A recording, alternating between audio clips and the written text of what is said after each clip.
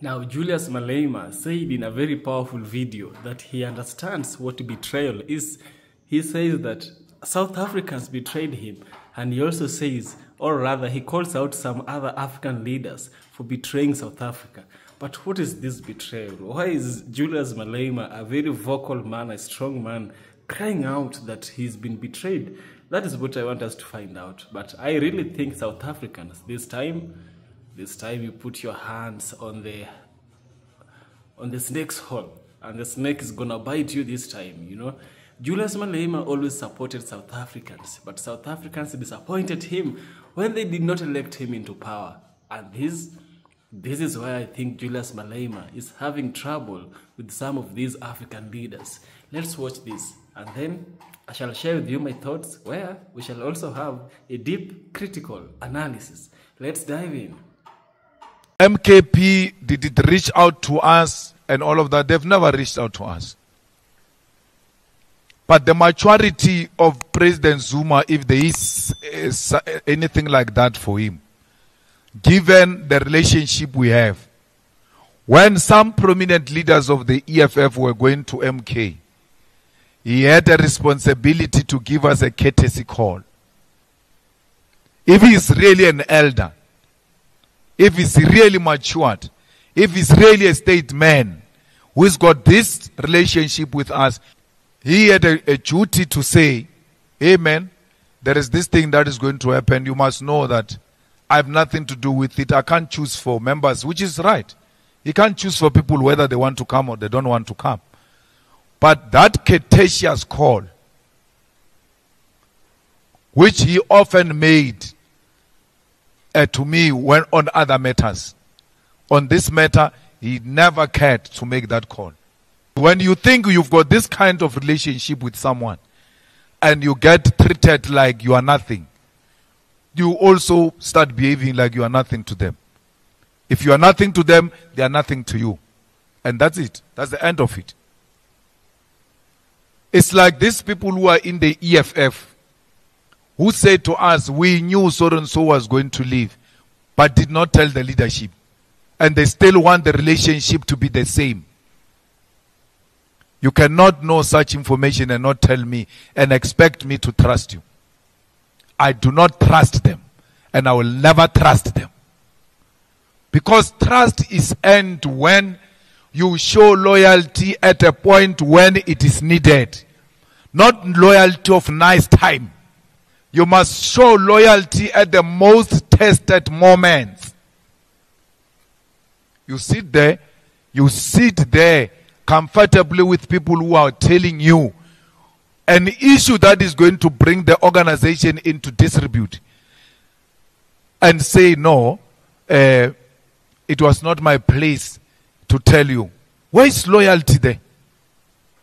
You're not loyal. And people who are not loyal must never be trusted by anyone. They will kill you. You will die. When you have shown loyalty to people, when you have been loyal and you don't have a sense of betrayal, wait for the day you get betrayed. You will understand how we feel about betrayal. We, loyal people. We've never done anything to harm these people. I always ask and I always say to these comrades, for every moment there must be a turning point. You must say, it was at this point when I knew that we're heading for divorce now. What was that point? Can they point that point where they say, this was a turning point? No one can point at that turning point. Because a turning point helps, because even if you are in denial, but you will know we fought on this point. You go and sit with people who are telling you they are leaving the EFF. You say, have you prayed about it? Have your mom prayed about it? And then you keep quiet. And then you think we must all survive through prayer. Now we must be informed by prayer, by Holy Spirit, that people are going when you've got information. That is the highest form of disloyalty. Loyalty means defend the organization in private and in public. Our organization went through a particular period where all leaders had to come out and defend it, and you were not there. Why must I be there for you? Why should the organization be there for you when you were not there, when the organization needed you the most? And people go around here raising names of such people, and they think we must still trust them too, having known what these people have done to the organization. The leadership gets insulted in your name. People even threaten to disrupt EFF's conference in your name. You keep quiet, and then you say, we must say loyal. What loyal? You will rather be alone, my brother.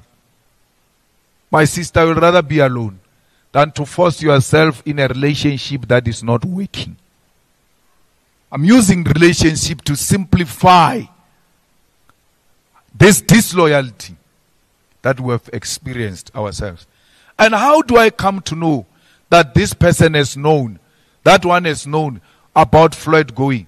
They don't volunteer even after he left. They don't volunteer to come and tell me. They wait for me to come and ask them, did you know? Yes. For how long? For over 2 weeks now. Why did you keep quiet? I didn't see a need for me to tell you. That was a turning point for me with them. They must tell you what was their turning point with me. An information that has got potential to destroy the organization, damage its beautiful reputation, and bring it into disrepute. They keep quiet.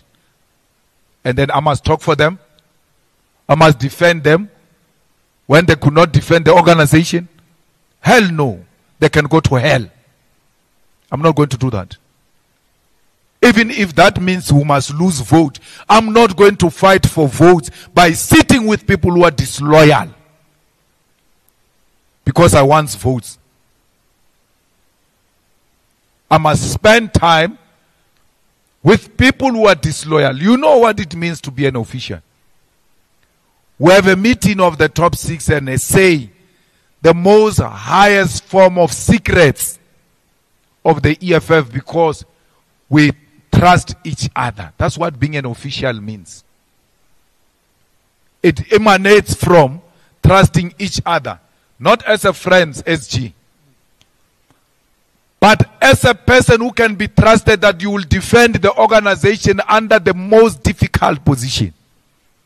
Imagine if one of these officials had resigned and followed the former deputy president. That's disloyalty. Don't ask me to share a meal with disloyal people. You are asking me to commit suicide. When we got expelled from the ANC, Zuma and the top 6 of the ANC laughing. I said, boys, if they can get you, they will have you for breakfast and laugh about it. You get an opportunity to get to them. You don't use it. These people who sat with Floyd and knew Floyd was going, they were at the center of that planning my downfall. Had they caught me, they would have finished me off. That's how politics work. If they catch you, they will finish you. You catch them, you play with an opportunity. Then you will have yourself to blame. Ask yourself a question. If they had found me at my weakest, what would have happened to me? I know this because I'm from it. I'm from that. I know all of this that is prevailing. Where I get expelled, the people I grew up with, the people that I shared a meal with, the people that I didn't have to think twice about them. When I called them to come over so that we can form a political party, they didn't come. I slept with 10 friends before I was expelled. I woke up alone. because they were never my friends. You are not going to ask me to travel that path again. I'm not going to do it. Never. I'm not going to do it. Not for anyone. I know what disloyalty means. And I can see one when it appears and I can touch it. They would have done that to me when I was young. Not now. I never initiated any fight with anyone. I never said to anyone and said, let's fight so and so. They did that. They went to sit and say, we have to drop him. We have to finish him off. You know, the EFF is still very young, 11 years old. To wake up and say we've got loyal members and loyal supporters is deceiving. Loyalty comes out of longevity. That's what revolution is. Revolution comes out of longevity. Revolution is numbers, see the numbers. Some people say size doesn't matter. Size. They say size doesn't matter. But in the revolution, size matters. Size. Longevity is very important. As we build this organization, which is still at its formative stages, you must expect the staff riders. You must expect the position mongers who fail to achieve certain things where they are and think the quickest way is through this way. As they fall on the way, you can't say the organization has failed. Because out of those experiences, out of that hard-working membership and leadership. Now, listening to Julius Malema, I can just remember that Julius Malema really campaigned. He used a lot of resources. He made a lot of debates. He fought on the parliament just for the rights of the Africans in South Africa. If there's someone that Julius Malema really understands, it's the black person. Julius Malema is not only a leader for South Africa. Julius Malema is a leader for the whole black community in the entire globe. Don't tell me that he only belongs to South Africa. No. Julius Malema speaks for the African people. And that's why I myself, I think it's validation for me to speak for him, right? Now let's be thoughtful on this. Julius Malema is saying that South Africa betrayed him. Julius Malema is calling out those African leaders who've betrayed South Africa. South Africa is the country which has been colonized by different white powers. You know, we have the Dutch, we have the British, we have the Americans over there as well. And it was up until 1994 that South Africa gained its independence. You know, it gained its independence, and Frederick de Klerk left power and handed it to Nelson Mandela peacefully. Frederick de Klerk also made some amendments to the South African Constitution that was favorable to the black people. But there was still a problem. You know, we had land issues in South Africa. Majority of land were owned by white capitalists. Majority of companies were owned by white capitalists. And so, putting a black person to power was there to ensure that that land which was illegally taken from the black people and the white people took it for themselves was to be brought back to the community and being shared in the black community, so that everyone would have a place to call home, everyone would have an equal share.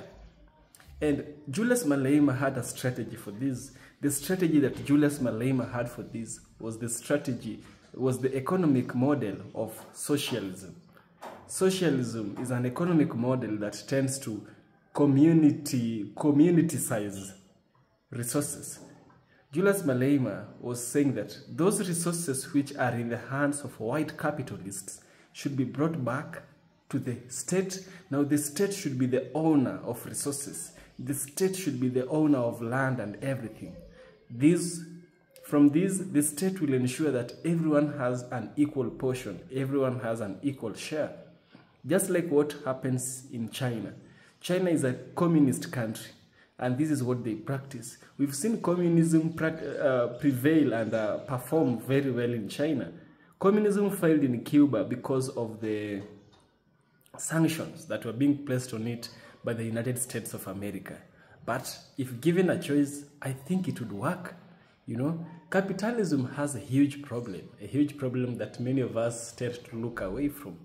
But no, it's not good to look away when someone is really in problem.